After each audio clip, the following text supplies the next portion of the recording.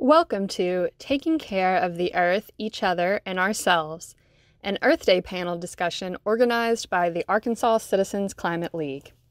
Co-hosting tonight is Jan Schaper from Russellville, the program coordinator for the League, and Ashton Ely from Little Rock, the League's Resource Development Director.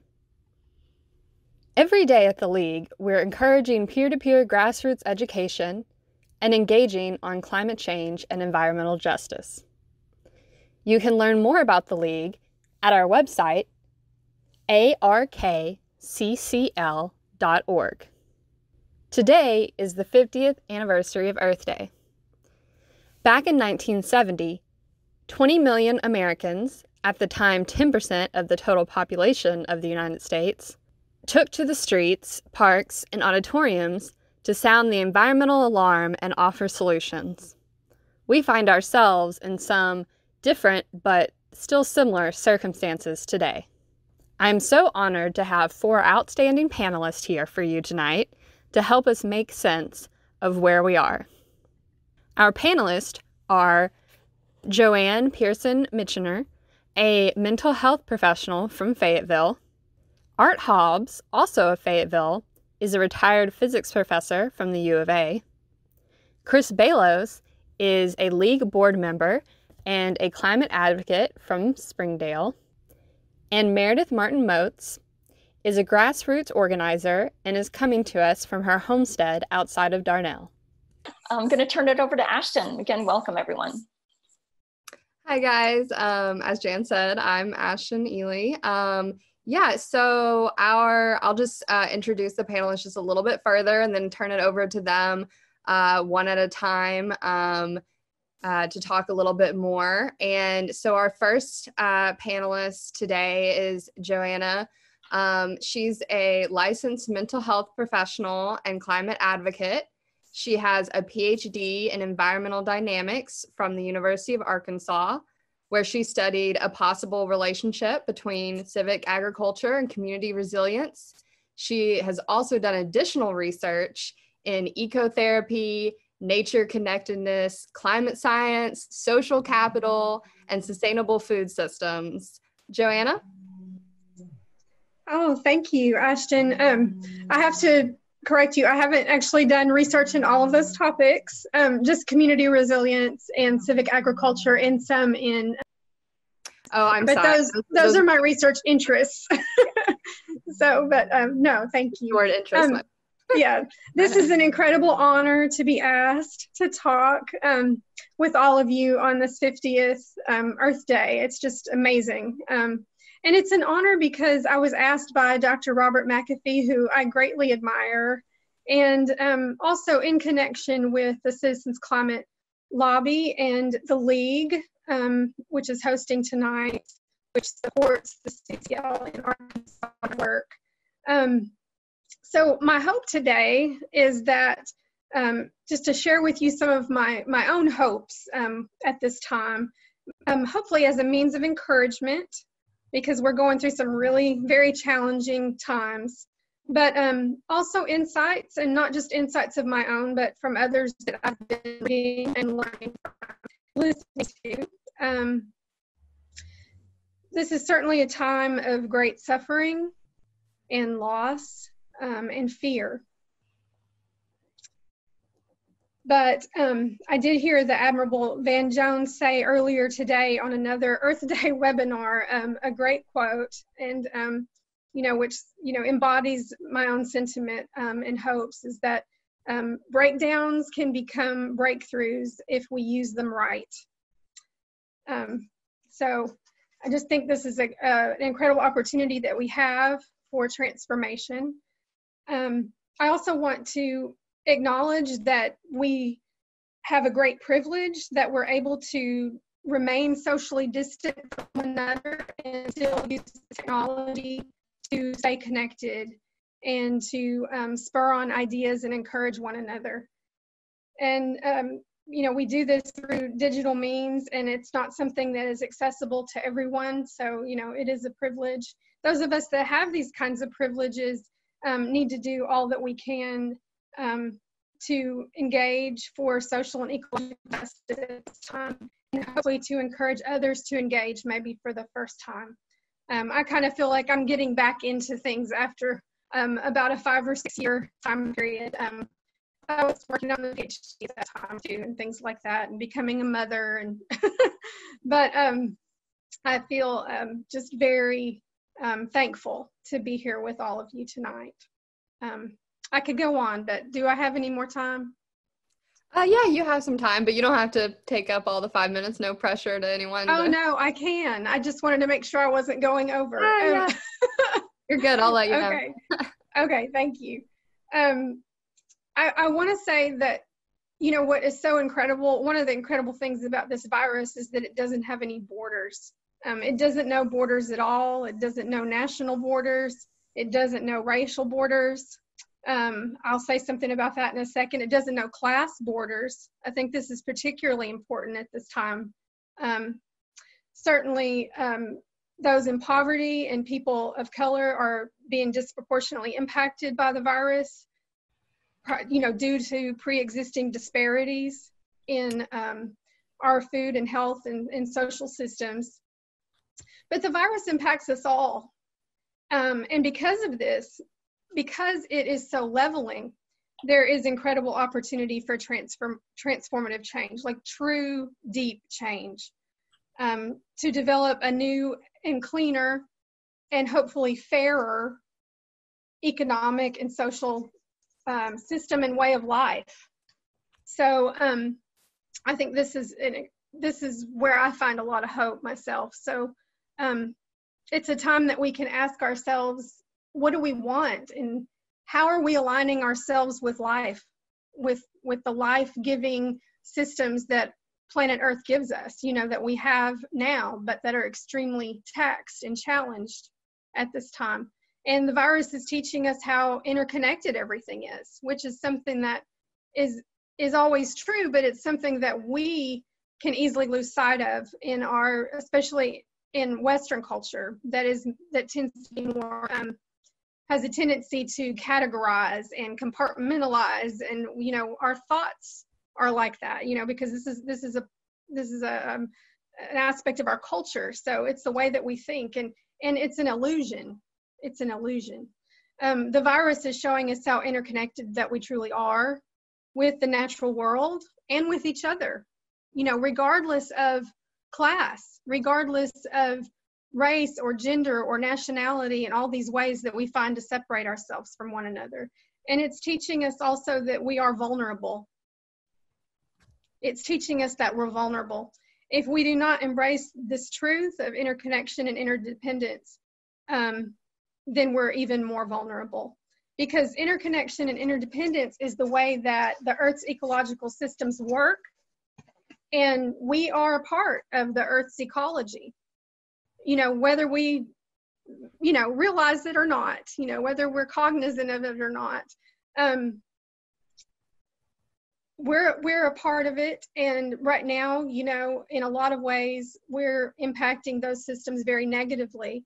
But we have a choice to make at this time, and we can change that, and we can actually become a regenerative force. So I'm probably gone over time now. So yeah. Just barely. I was Okay. I'm looking at your I need to be better at interrupting people. I was like, okay, I see it in your listening to eyes what now. you say. Okay. Thank you, Joy.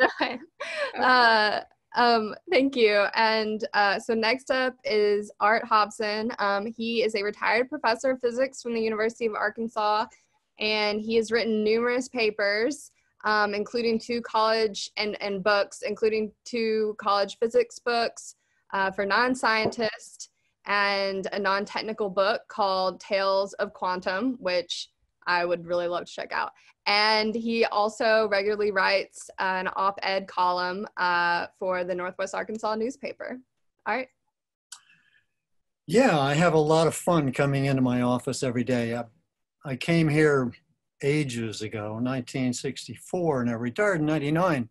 So I've had 20 very nice years of retirement, but I also loved my job while I was doing that.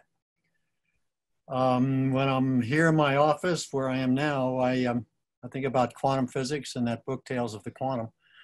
and also global warming, and also my op-ed column that I've got in the newspapers every 3 weeks, and other stuff. I just have a great time here. So despite COVID-19, I'm really having a good time. My connection to global warming goes back to 1970 when I introduced this topic into my Physics and Human Affairs course. I really feel deeply that all scientists should introduce social topics into their physics course, because physics is related to all sorts of social issues, nuclear war and global warming to mention two. And so I did this in my Physics and Human Affairs course. The course continues, it's still taught this way, and it's as Physics and Human Affairs, still using my textbook, I'm proud to say. Concerning connections with COVID-19, believe it or not, there's good news concerning COVID-19 as far as carbon emissions are concerned.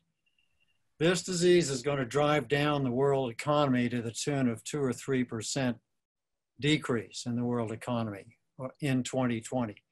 It usually increases. And so it's going to drive down the use of oil and other fossil fuels.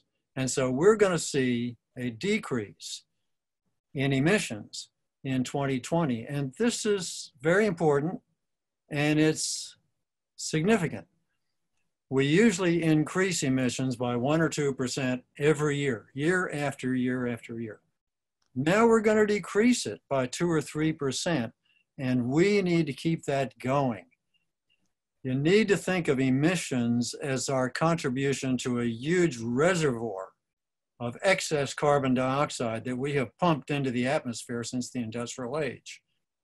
And we're just increasing that reservoir. So we're increasing the effects of global warming every time we emit anything. Even if it was cut by 90%, we would still be increasing the reservoir. Say, we've got to get that reservoir down to zero as soon as possible in order to stop the increase in the reservoir. And then we can really get going on trying to decrease it. So I sure hope we can get it down to zero by 2030 or 2050 at least. And we're currently on the way to doing that this year. In fact, the oil producers have cut their production by 10% for the year. That's significant. They can't figure out how to get rid of the oil. They can't sell it. They can't give it away. They have to pay people to take it these days. Air travel is down. Automobile travel is down. And so we're in a very good situation right now. Right now, the demand is at an 18-year low across the world. And we're in a very good situation now to take this decrease and run with it. We should not put up with any future increases in emissions, because that just increases this tremendous storage of carbon dioxide that's up there, even if they're reduced. So let's get them down to zero as fast as possible and take the 2% and run with it. That's what I was, at least on that issue. And next we have, next we have Chris Balos. As I think Jan mentioned, Chris lives in Springdale, where he is a recognized community leader on climate change. He works as the Marshallese Outreach Coordinator for the Arkansas Support Network. He volunteers with the Marshallese Educational Initiative and also volunteers with Citizens Climate Lobby. And he also serves on our board, the Arkansas Citizens Climate League Board of Directors. Chris? Hey, what can I say? I guess I'm just an ordinary person in extraordinary times. Just trying to enjoy, these crazy times. Like I said, I was just been,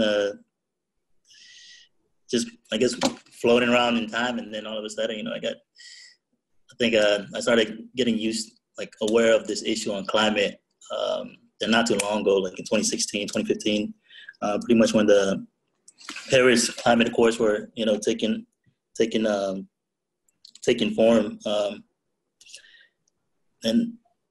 But yeah, as soon as I've started seeing like so many of my families getting involved and my friends getting involved in climate action and spreading awareness on this issue and just protecting, like back home and stuff, like it really, opened up my eyes, like what am I doing over here and all that stuff. And like me and my family had moved out here in 2010, and I thought I was settled. I thought me and my family were settled, and moving here from other parts of the country, I thought I was gonna live my life in peace. But it's hard not to get involved in the struggles of my people back home and here.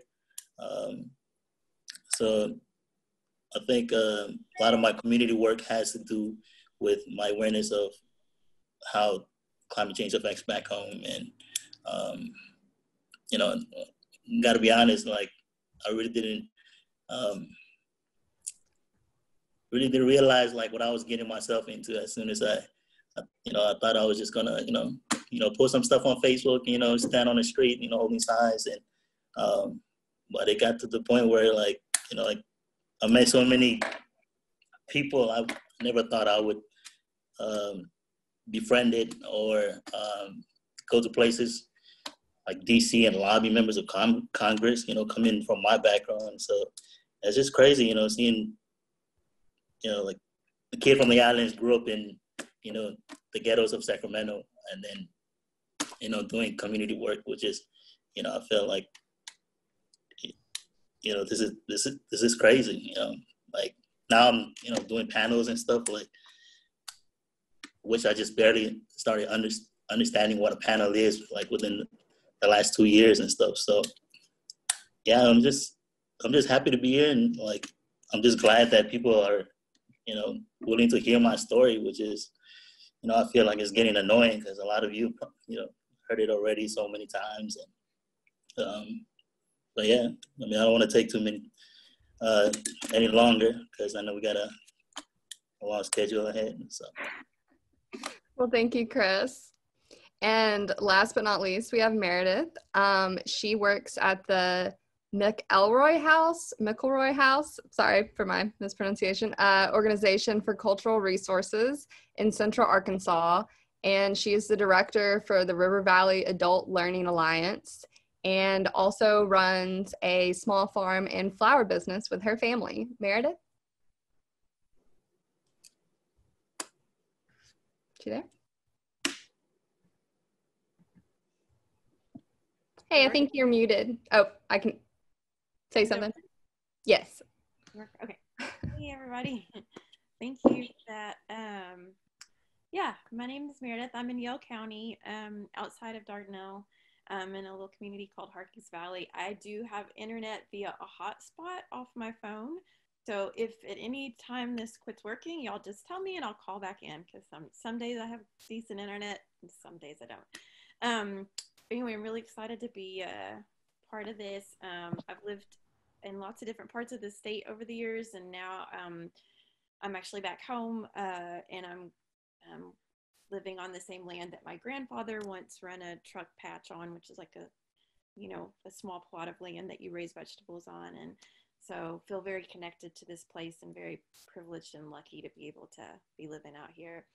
So I was just going to take a few minutes to talk about the McElroy House and what we do, and it's kind of focus on a model of mutual aid around both caring for the earth and also for each other, and talk about some of the ways that we pool resources in our community, and hopefully would love to talk to some of y'all later about what's happening in your own communities and how people can pool resources in creative ways, because I think that that's been a need in low-income communities forever, and it's becoming more and more of a need right now.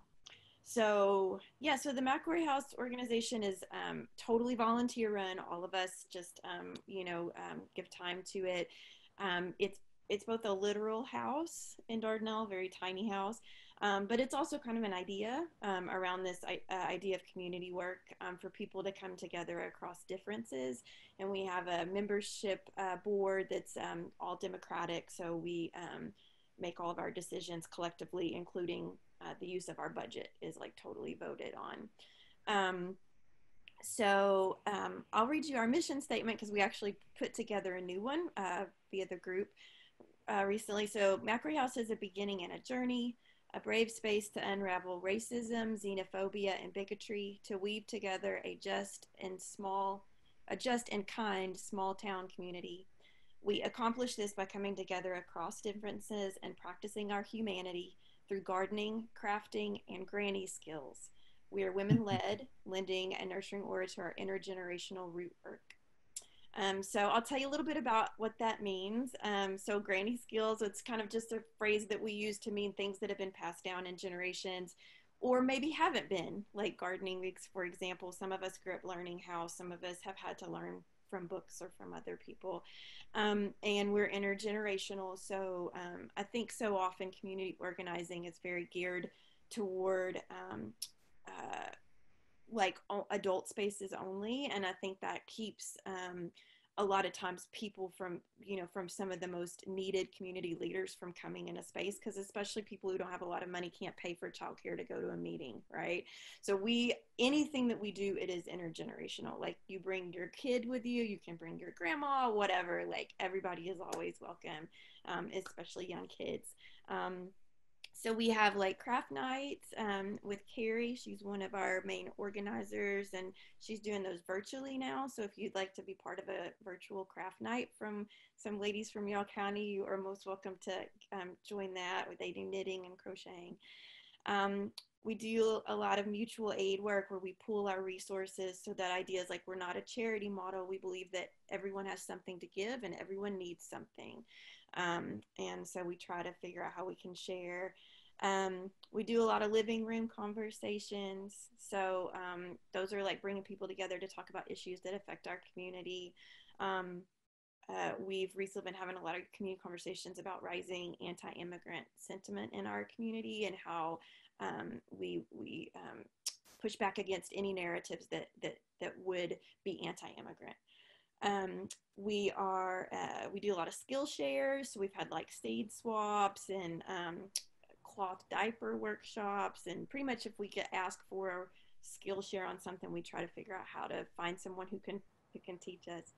And we have a cloth diaper bank. And so a lot of people, cloth diapers, they have modern versions of them now, and they're actually, much better for the environment, but they're also really expensive on the front end. Most people cannot afford to buy cloth diapers to, diaper their kids. So we have a cloth diaper bank where we loan those out to people, and we can ship them to anywhere. So if you know of somebody in your community that could use cloth diapers, all we need is like a name and an address. We don't ask for any personal information. We'll ship them to you. And then I guess I'll close by saying we have a small food and flower garden and a memory garden, and it's got native plants and things in it.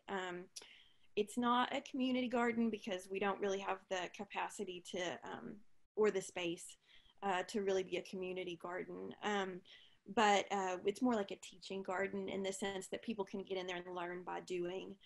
We used to have garden nights at this time of year. We're not, of course, right now, but we have been encouraging our members to come at different times and garden on their own. So that's what we've kind of been doing.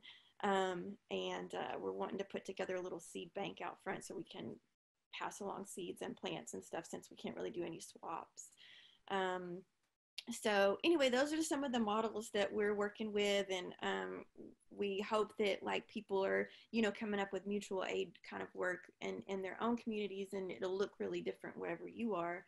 But that's been something that we're doing here, and it helps us care for each other. Thank you, Meredith. And thank you, guys. And now we're going to transition into more of the Q&A format.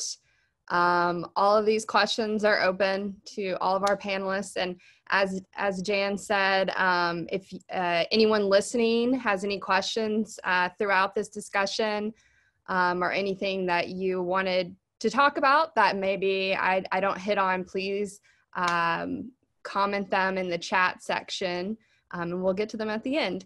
So as Jan said at the top, today is the 50th celebration of Earth Day, And leading into the first question I have for our panelists, I just wanted to share a tweet I read today real quick from climate scientist Katherine Hayhoe.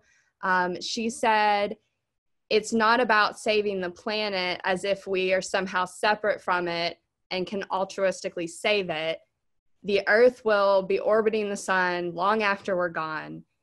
It's every living thing on this planet that's at risk, including us, and that's why climate change matters." And so in the idea that Earth Day is a day to remember this connection that we have with the planet and everything on it, my first question for you guys is, when did you start to understand this connection and appreciate it? And when did you grow to care about environmental issues like climate change? Well, I might have been one of the earliest because I'm the oldest. It was 1970, like I already said, when I introduced it into my physics course. I think this big story of global warming is sending us a message that we're over dominating the planet, and we just got to slow down. I think of especially there's too many people on the planet. We need to get back to the 2 billion that we had here in 1927. You know, that's not so long ago. We're now up to almost 8 billion. It was fine at 2 billion. Most people think that's the right number for the planet. I personally feel that the moral code in the future for future families should be stop at 2. The world's way overpopulated, and that's a big part of this problem. It just goes so slow, it's hard to change it. And the other way we're over dominating the planet is with too much transportation. We're flying too many airplanes, especially the fuel consuming kind of transportation, airplanes and cars. And that can be cut. The Citizens Climate Lobby has the perfect solution. It's called carbon fee and dividend. And we just need to relax a little bit. Don't try to move quite so fast. Don't try to get around the world quite so fast. We don't need to make all these international connections and international meetings. So let's keep the virtual meetings like this one going.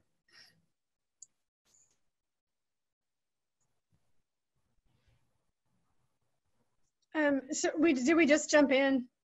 Yeah. Okay. Well, I mean, I can first remember appreciating nature. You know, I was probably about 6 years old, and I just loved playing around trees, you know, and if you put me on a playground in the gym and there was also a forest or a little patch of trees, I'd be over there in the trees. And so, you know, human beings, we do have a biophilia, you know, we have an innate love of life, and we connect with other life forms. You know, I believe that's just part of being a human being. But we can become disconnected from that drive in us, you know, through culture. And but that can be remedied through connection, you know, reconnecting with nature, getting out in nature, encourage people to learn about and get into natural spaces so that we can rekindle that love that is innate in all of us, and we protect what we love. You know, we protect what we love. We don't know to protect it. A little bit, Joanna. Oh, okay. It looks like, let me see. I can hear you now. Sorry, I thought it would fade quickly, but it was stuck for a second. Yeah, it broke up a little, but it was fine. Yeah. Sorry to interrupt. And Chris, I know you mentioned a little bit about how your journey into climate advocacy started, and kind of transitioning sort of with my first question in mind too, but my second question for everyone was, what advice can you give someone that might be concerned about climate change but isn't sure how to get started? And I know, you know, it's especially tricky in these times of social distancing, but Chris, I was wondering maybe if you could go first as far as sharing advice to someone who might be interested in getting more involved? Yeah. Well, to kind of extend like what I was saying earlier, like when I got involved, like I never really got involved in like my understanding of how I guess the earth was not okay, because like what's going on with us using all of its resources, or I really didn't get involved because I knew the science and all that. I just started seeing how it this issue was starting to affect those I care about, and for me, I started seeing a lot of my friends doing something about it, and it was easier for me to say, oh, like I support this, like good job and all that stuff. But I really didn't get involved until like a few months later. Till I started asking my own questions with like my own families and within my household. So like the first person I started asking was my grandmother, like has she ever heard about this issue on climate, and has she seen it or something, or any form of it back home? And like I was surprised when she said like, no, not really, because this is an issue a lot of us don't know about, especially coming back from home, even though like we're like the first one being hit and the hardest, and like I was just so like freaked out at how like I missed this, like how I didn't learn a lot about this in school, and if I did, I wasn't really paying attention, like so many of us. So I think for me, like my understanding of the environment is just because like how it's affecting those I care about, and to be honest, like I'm probably like the least environmentally sound person in here, even though coming from back home. And I think it's just because there's so many like history of colonialism and the nuclear testing that really killed so much of our culture, that we've lost so much of our culture which was sustainable. Now we're practicing so many things that are not sustainable, and it's really taking a toll on our health issues. And but yeah, I just started going around and asking like people, like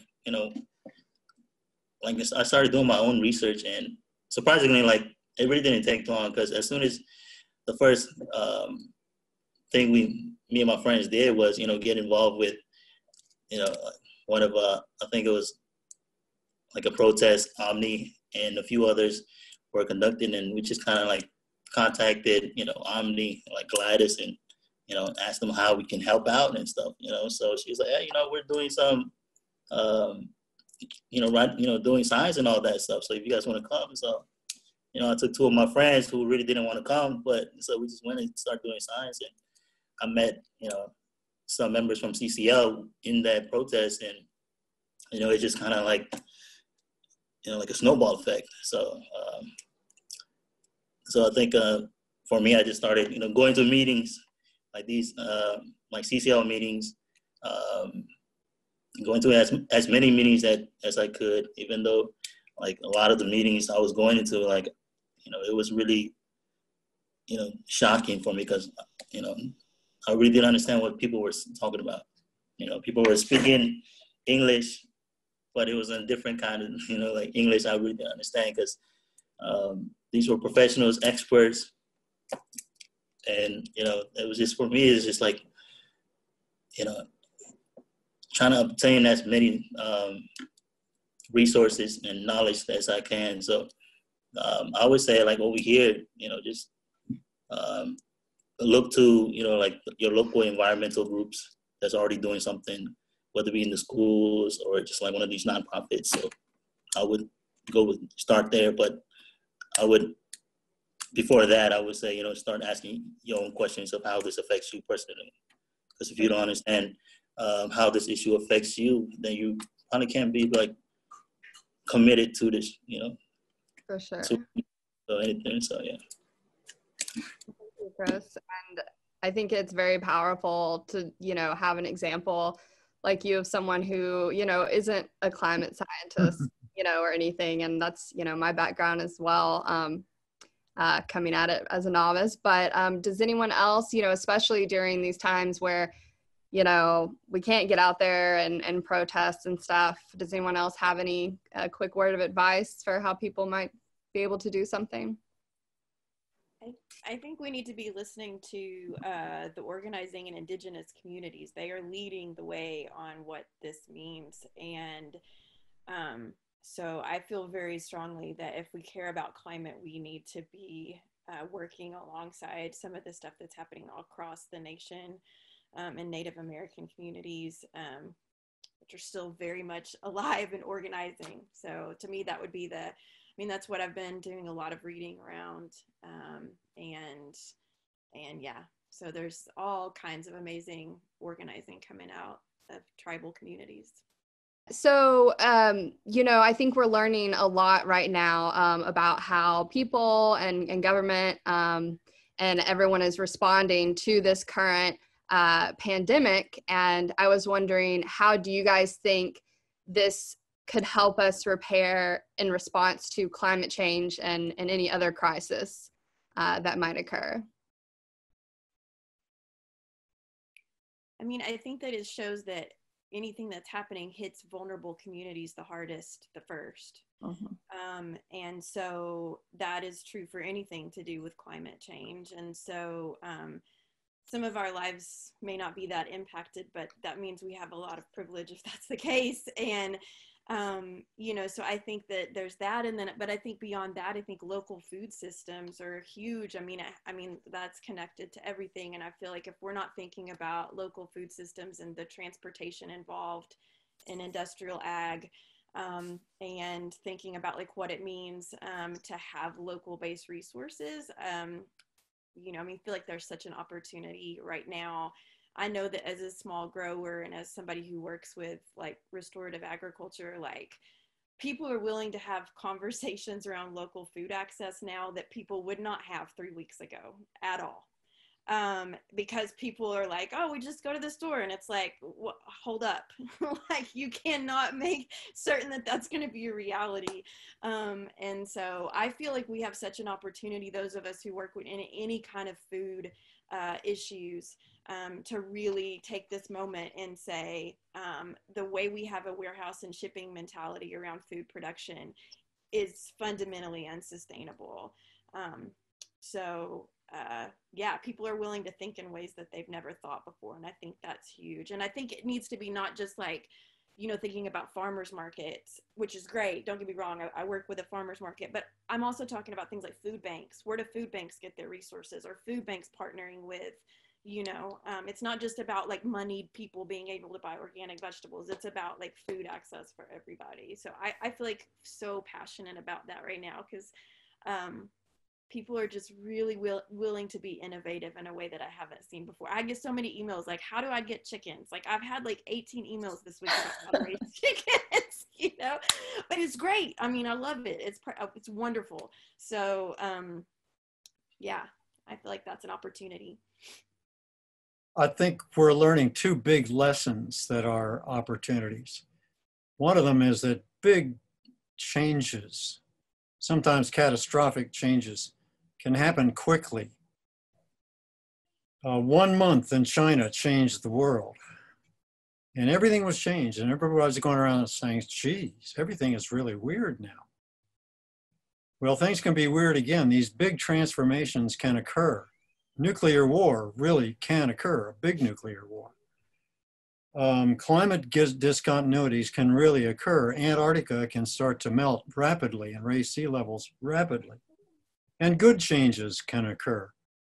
For instance, people could pay more attention to science for one big thing. That's a discontinuity that I would really like to see. And I see this happening with COVID-19.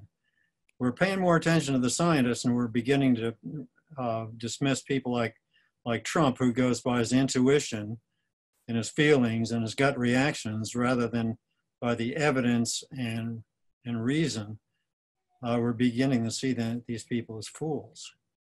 And the faster that transformation to a more rational and evidence-based way of thinking about public policy, the better on all these issues, especially global warming. Can you all hear me? Yes. Okay. I have this message that says there's something wrong with my speaker, so I wasn't sure, but I agree with all the other panelists. I do think, I think that the virus is teaching us a lot. And I think that one of the things it's teaching us is that we don't have to live the way that we've been living, that we can choose a different lifestyle. And we have a great opportunity right now to self-reflect and reflect in community about what we want the world to be like going forward, and what kind of economy we want to have, but also what kind of a lifestyle do we want to have. I think one of the silver linings that's been happening for a lot of people is that we are spending more time with our families, and we're spending more time at home, and we're spending more time in the garden, and we're finding that we love these things, and that we want to have more time to do those things.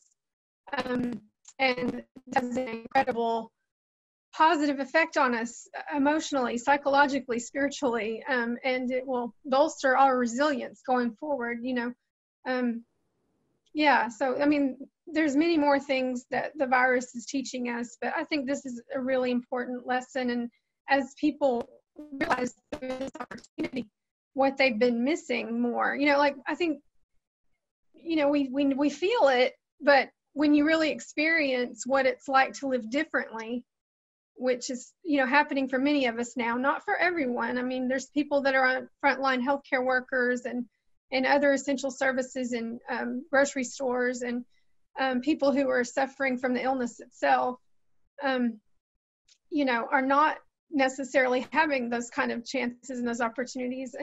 But then people who are working a lot from telehealth, at least like myself, we're still getting to be at home more. And there's just a tremendous gift in that. And it's very eye-opening. Awesome. Well, thank you so much. And we might come back around. I do have one more question, but actually at this time, since we have about 10 minutes till 8, I want to turn it back over to Jan. And she is going to ask some of you guys' questions from the comments.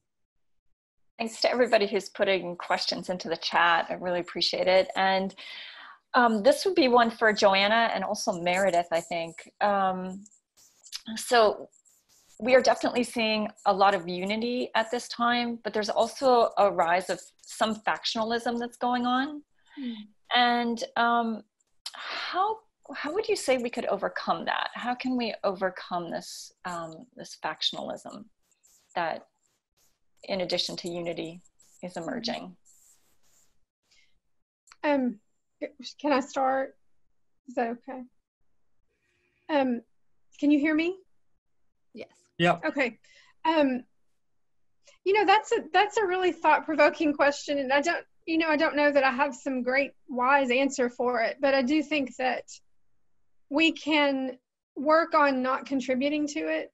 I know that I myself sometimes contribute to it, in that, one of the things that's given me hope is that the price of oil is literally in the negatives, and it just makes me happy. I admit it. I admit that it makes me happy. It's like, it gives me hope that is happening, and it's not anything I would necessarily thought I would get to see in my lifetime. But we have to stop and think, that when this industry is collapsing and changing, that's having a negative impact on a lot of people's lives too. And that people who work in the fossil fuel industry, we need to work with those communities to, co-create new opportunities, hopefully in other energy sectors, cleaner, alternative, healthier energy sectors, because that's suffering too. So, I mean, we do have a tendency towards tribalism and this concept of an us and a them, and but we also, as human beings, have a tend and befriend response, especially in times of trauma and collective trauma, especially. So that, humans are also innately altruistic, and we sometimes forget that. We have we have an instinct both to self-preserve and to be altruistic, because when we're all doing better, it helps us. We need each other. We have an innate need and find meaning in our relationships with other people that enhances the quality of our lives and keeps us emotionally and psychologically healthy. So I find a lot of hope in this, tend and befriend response, and we see it in all kinds of ways. I know that you all see it in your own communities. I'm enjoying it here in Fayetteville. I see it with, Tricycle Farms continues to do their food recovery program, even though it puts them at risk. And they're doing it as well as they possibly can in terms of not spreading infection and not putting themselves at risk. But that food is needed, and so it continues.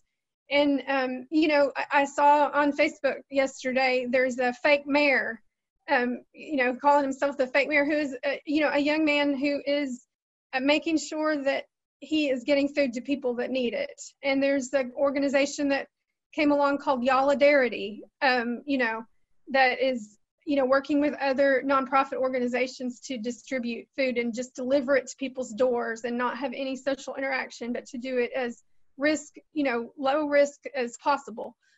So there, we see this response happening all around us if we look for it. And I think we're seeing it in some of the bipartisan efforts that are going on right now. I mean, we've had extreme political polarity in this country for 20 years. And, we're starting to see some bipartisan action come out because some of those illusions of division are coming down, as a result of this collective crisis and trauma.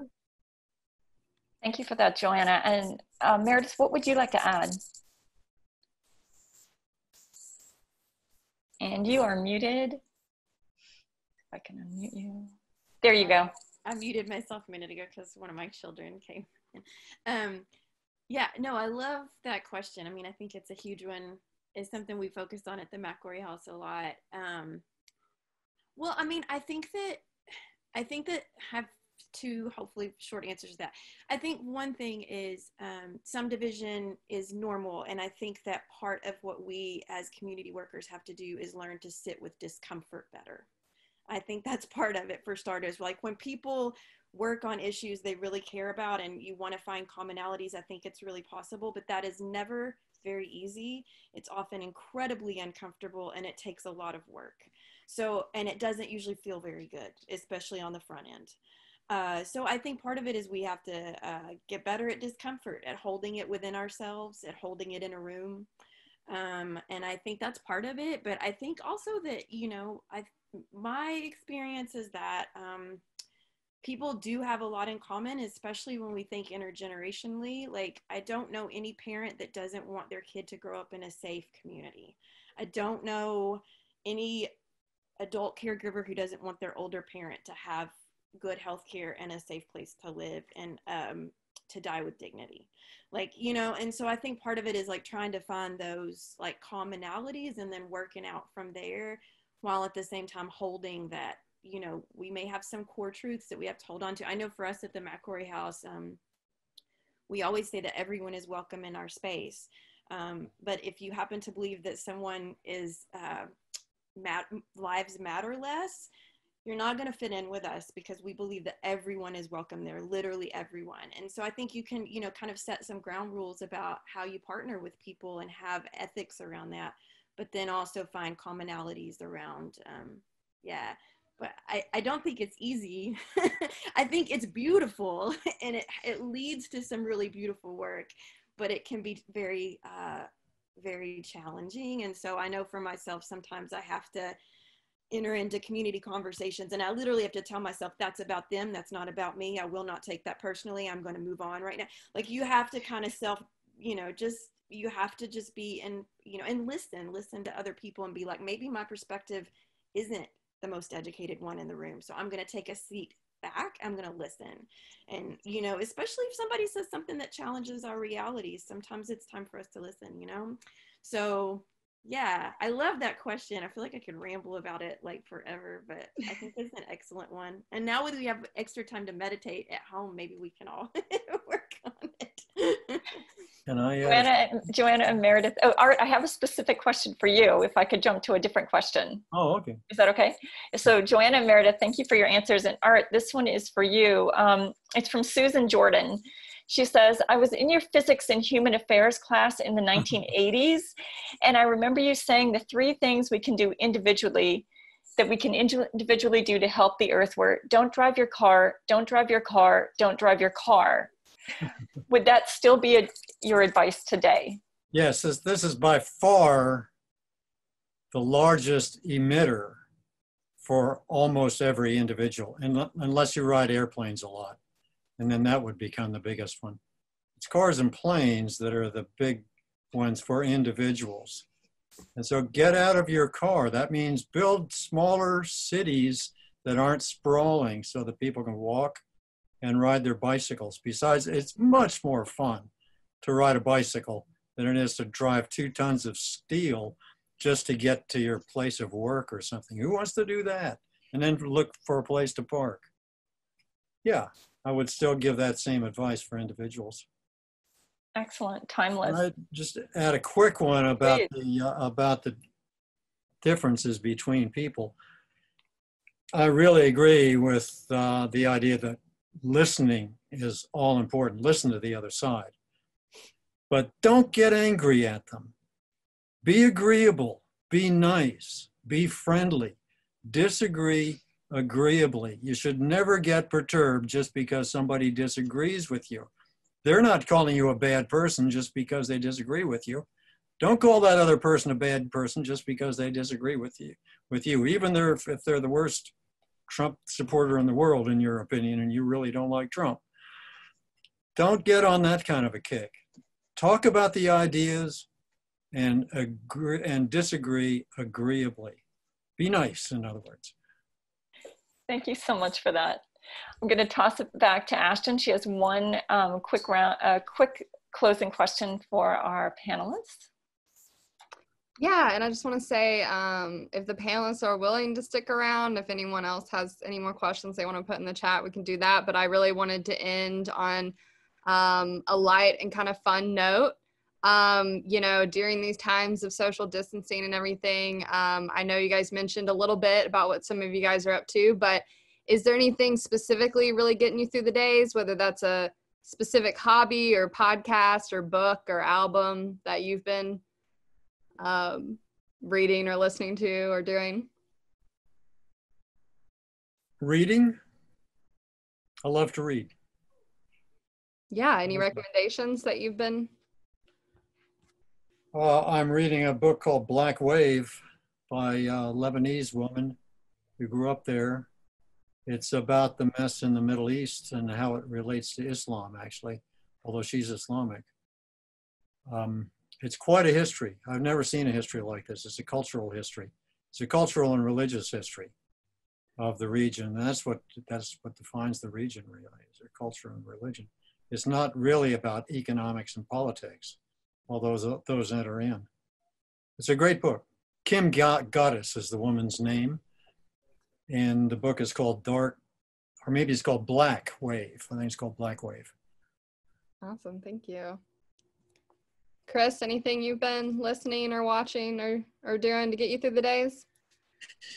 Man, honestly, everything on the internet or TV is so depressing. Even, you know, I love watching animal documentaries and stuff, like penguins and shit. But you know, you could see them, you know, being happy and all that stuff, and all of a sudden, you know, see them coming in. You change that, I'm already depressed. So I like that. Honestly, man, I when the sun is out, man, me and my niece will stay outside the whole day, literally the whole day. We'll eat breakfast outside, eat lunch outside, and then dinner is still, you know, it's sunny outside. So we're just, because she hates it inside, and besides doing homework, you know, we'll just stay outside playing, you know, play with dirt. I've never played with dirt since I was a kid. So I've been enjoying myself. Play with dirt. Yeah, pretty much. Yeah, just go ahead and get your hands dirty. And like, don't forget to soap your hands after that. But like, yeah, Yeah. just And kind of enjoying outside. for sure. Meredith? I totally second the playing with dirt recommendation. Like, I've been gardening a lot and just have had my hands in the dirt pretty much every day. And my kids are home. I have two 10-year-olds and a 5-year-old, so they've been gardening with me, and we've been trying to do school outside, and they've been learning how to identify Arkansas butterflies, so that's been really healing. So yeah, definitely dirt. Awesome. Joanna? Well, yes, I would say spending more time with my son, and spending time outside with my chickens. And we recently got a bunny this week named Benjamin that has become a new member of our family. One thing I've really enjoyed is and just have been marveled by and found very cathartic is howling at 8. I don't know if anyone else is doing this, but just being with community and going out at 8 o'clock and howling is amazing. It's just absolutely incredible. And I learned that in Europe, people are clapping for caregivers at 8 o'clock. So I just think that's beautiful, and is just something to warm our hearts. Sounds like something we need to start up in Little Rock.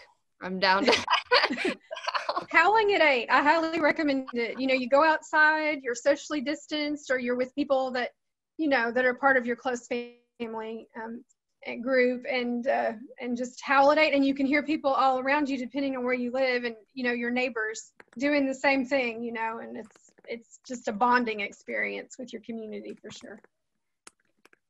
And I want to thank all of our panelists again, and thank everyone else who came on to listen tonight. I don't know, I didn't make time and learned a lot. Now I got a few recommendations for a book, and also I guess I have to go play with dirt now.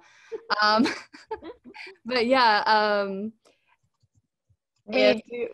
go ahead. No, you go ahead. That was all I had. So yeah, thanks to each of our panelists, Joanna, Chris, Art, Meredith. Thank you for sharing your wisdom and experiences with us.